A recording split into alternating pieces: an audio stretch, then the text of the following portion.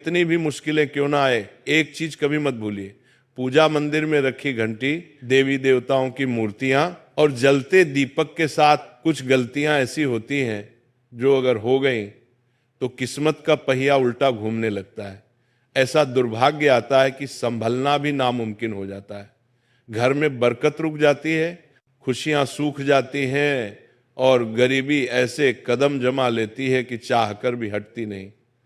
हो सकता है आप भी अनजाने में वही गलतियां कर रहे हो, इसलिए पैसा पास टिकता नहीं, घर में अशांति रहती है और सफलता बस दूर से हाथ हिलाती है। हम बिना समझे जाने अनजाने कुछ ऐसा कर बैठते हैं जो हमारे भाग्य का दरवाजा बंद कर देता है, और जब सब हाथ से निकल जाता है तब हमारे पास रह जाता है सिर्फ पछतावा और ताने। लेकिन घबराइए मत, आज इस प्रवचन में हम आपको पूजा मंदिर से जुड़ी हुई रहस्यपूर्ण बातें बताएंगे जिन्हें सुनकर आपका दिल खुद कहेगा, गुरुजी आपने तो मेरी सोई किस्मत जगा दी। तो इस प्रवचन को अंत तक देखना, क्योंकि ये सिर्फ जानकारी नहीं, ये आपकी जिंदगी बदलने की कुंजी है। बहुत से लोग पवित्र वस्तुओं को धर्म का प्रतीक मानकर मंदिर में रख लेते हैं, लेकिन वहीं सबसे बड़ी गलती कर बैठते हैं।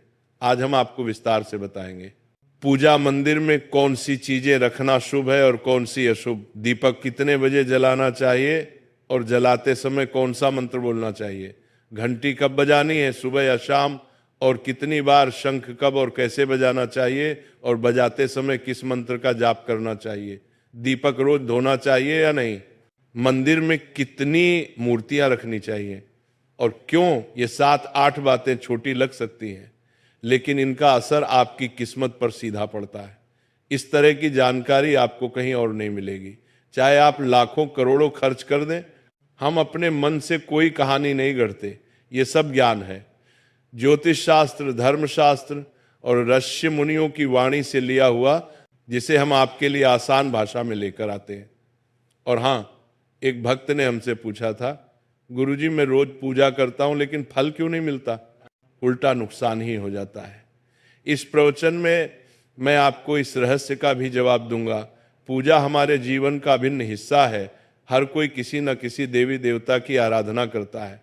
कोई माँ दुर्गा के चरणों में शीश झुकाता है तो कोई भगवान विष्णु के नाम का स्मरण करता है, और हाँ, उनकी पूजा का फल भी मिलता है। लेकिन क्या आप जानते हैं, छोटी छोटी अनजानी गलतियां ही उस फल को रोक देती हैं। ये गलतियां इतनी मामूली लगती है कि हम इन्हें नजरअंदाज कर देते हैं, लेकिन शास्त्रों में साफ लिखा है पूजा में पूर्ण फल पाना है, तो इन बातों का ध्यान रखना जरूरी है। आज हम बात करेंगे घर के मंदिर में दीपक और घंटी के सही उपयोग के बारे में। क्या दीपक को रोज धोना चाहिए या हफ्ते में 1-2 बार धातु का दिया हो तो कब और कैसे साफ करना चाहिए, मिट्टी के दीपक का सही समय और सही अवसर कौन से हैं, मंदिर में किस प्रकार की घंटी का उपयोग सबसे शुभ माना जाता है, घंटी कब बजानी है, कितनी बार बजानी है, और क्या शाम की पूजा में घंटी बजाना उचित है। सबसे पहले बात करते हैं मिट्टी के दिए की। ये साधारण सा दिखने वाला दिया वास्तव में शुद्धता और पवित्रता का प्रतीक है।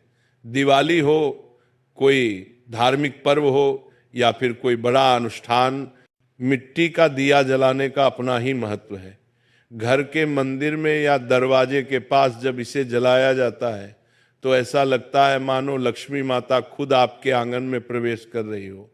लेकिन ध्यान दीजिए, जब ये दिया मंदिर में रखा जाता है तो इसके नियम बदल जाते हैं। मिट्टी का दिया एक बार जलाने के बाद दोबारा मंदिर में नहीं रखना चाहिए। हर बार नया मिट्टी का दिया ही उपयोग करना शुभ माना गया है। ऐसा करने से वास्तु दोष दूर रहता है और घर में बरकत बनी रहती है।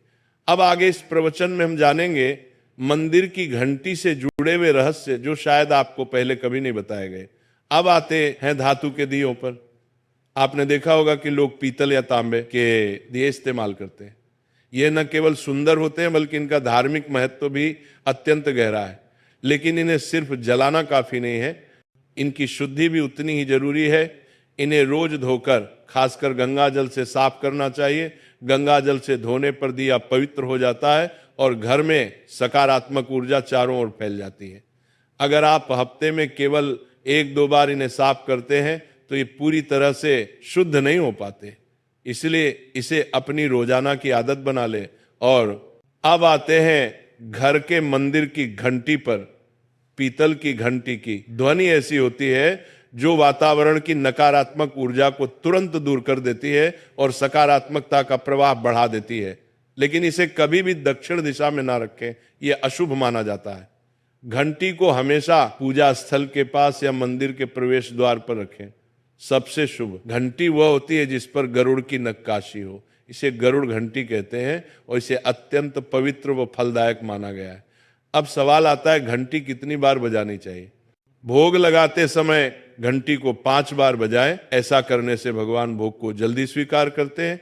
पूजा के दौरान घंटी को जोर जोर से या लगातार नहीं बजाना चाहिए, सिर्फ 3 बार बजाना ही उचित है। घंटी को हमेशा दाहिने हाथ से बजाएं और इसका मुख पूजा स्थल की ओर होना चाहिए। याद रखिए, घंटी को सुबह की पूजा में ही बजाना शुभ माना गया है। शाम की पूजा में घंटी बजाने से बचना चाहिए क्योंकि शास्त्रों में इसे उचित नहीं माना गया है। इन नियमों का पालन करने से आपका पूजा पाठ कई गुना अधिक फलदायक और प्रभावी हो जाएगा। यह बातें छोटी लग सकती हैं, लेकिन इनका असर आपकी किस्मत पर गहरा पड़ता है। एक और बहुत ही महत्वपूर्ण बात जो अक्सर लोग नजरअंदाज कर देते हैं, जब भी आप किसी मंदिर जाएं, खासकर घर के बाहर वाले मंदिर में, तो मंदिर में प्रवेश करते समय ही घंटी बजे, मंदिर से बाहर निकलते समय घंटी बजाने की कोई आवश्यकता नहीं होती। जब आप घंटी बजाते हैं तो ये सिर्फ आवाज नहीं होती, ये भगवान को दिया गया संकेत होता है, प्रभु मैं आपके द्वार पर आ चुका हूं, आपकी शरण में हूं। एक बार घंटी बजाने का मतलब है कि आपने भगवान के दरबार में प्रवेश कर लिया है और पूजा आरंभ कर रहे हैं।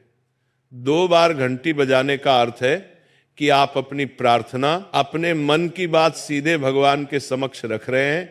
अब हम आपको कुछ ऐसी बातें बताने जा रहे हैं जिन्हें शायद आपको कोई ना बताए, इसलिए इन बातों को ध्यान से सुनिए क्योंकि ये आपके पूजा पाठ को और भी अधिक फलदायी बना सकती है। अब आइए जानते हैं पूजा मंदिर के कुछ आवश्यक नियम। पूजा करते समय आपका मुख हमेशा पूर्व दिशा की ओर होना चाहिए। ये दिशा सबसे शुभ मानी जाती है क्योंकि यहाँ से सूरज की पहली किरण आती है जो सकारात्मक ऊर्जा से भरी होती है। पश्चिम की ओर मुख करके भी पूजा की जा सकती है, लेकिन पूर्व दिशा का लाभ कई गुना अधिक है। घर की सीढ़ियों के पास पूजा घर बनाना अशुभ माना गया है क्योंकि वहां नकारात्मक ऊर्जा का प्रवाह अधिक होता है। भगवान का आसन हमेशा आपके आसन से ऊंचा होना चाहिए, कम से कम 10 इंच ऊंचा। भगवान की प्रतिमा को सीधे जमीन पर रखना अशुभ माना जाता है। ऊंचा आसन पूजा स्थल में सकारात्मकता और ऊर्जावान माहौल बनाए रखता है। पूजा करते समय हमेशा चटाई या आसन पर बैठे। ये न केवल आरामदायक है बल्कि ध्यान और श्रद्धा को भी स्थिर रखता है। ध्यान दें कि आपका आसन भगवान के आसन से ऊंचा ना हो, इससे भगवान के प्रति आदर और विनम्रता बनी रहती है। अगली बात बेहद जरूरी है, पूजा घर में कभी भी सड़े, बासी या मुरझाए हुए फूल न रखें। मुरझाए फूल पूजा में अशुभ माने जाते हैं क्योंकि वे नकारात्मक ऊर्जा को बढ़ाते हैं। हमेशा ताजे, सुगंधित और खिले हुए फूल ही भगवान को अर्पित करें। जब फूल मुरझा जाएं या काले पड़ जाएं तो उन्हें सम्मान पूर्वक मिट्टी में दबा दें। इससे नकारात्मक ऊर्जा दूर होती है और आपके घर में पवित्रता बनी रहती है। एक और महत्वपूर्ण नियम, जिस कमरे में आप सोते हैं उसमें घर का मंदिर नहीं बनाना चाहिए।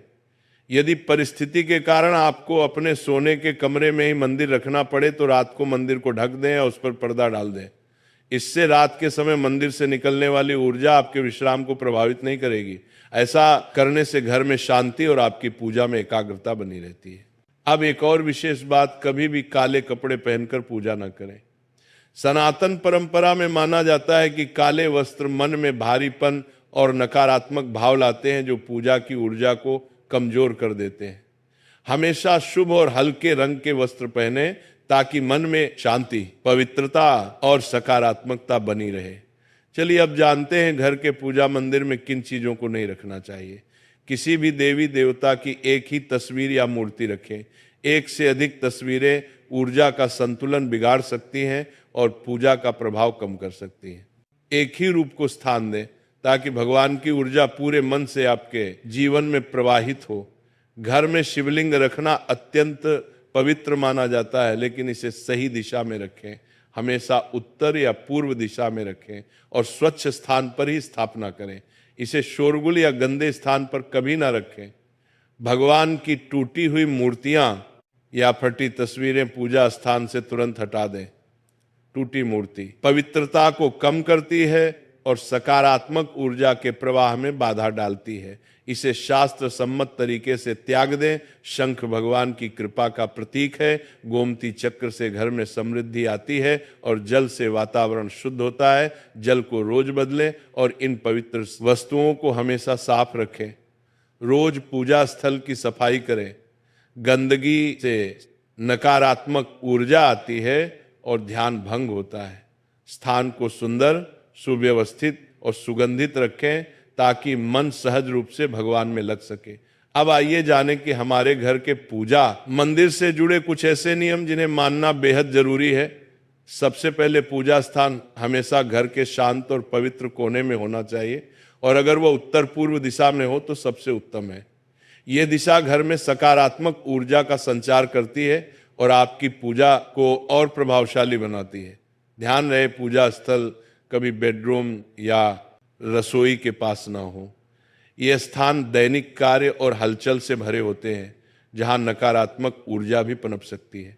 मंदिर के आसपास का वातावरण हमेशा साफ सुथरा और सुव्यवस्थित रखें ताकि आपका मन पूजा में एकाग्र हो सके।